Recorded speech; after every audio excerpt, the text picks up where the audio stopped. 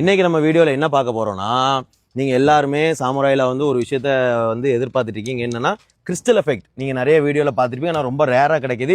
நிறைய பேர்ட்ட இருக்காது. நம்மகிட்ட சாமுராயில் வந்து அது அவைலபிளாக இருக்குது. அது எப்படி பண்ணணும்ட்டு இன்றைக்கி நம்ம கம்பெனிலேருந்து நமக்கு பண்ணி கொடுக்குறதுக்காக வந்திருக்காங்க. ஸோ வந்து நம்ம ஆல்ரெடி நம்ம இந்த டேங்க் யூஸ் பண்ணலாம், அதில் தான் நம்ம இப்போ பண்ணி பார்க்க போகிறோம்.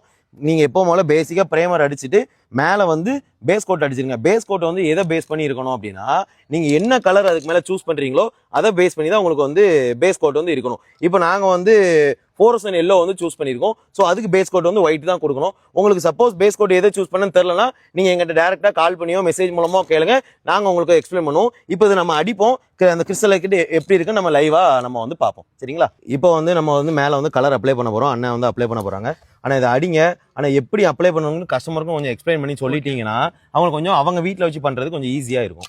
இப்போ ஃபர்ஸ்ட் கோடு ஃபாகியா ஃபர்ஸ்ட் லைன் இந்த எண்ட்லேருந்து இந்த எண்டு ஃபாகியா அடிச்சிங்கனாலே போதும்.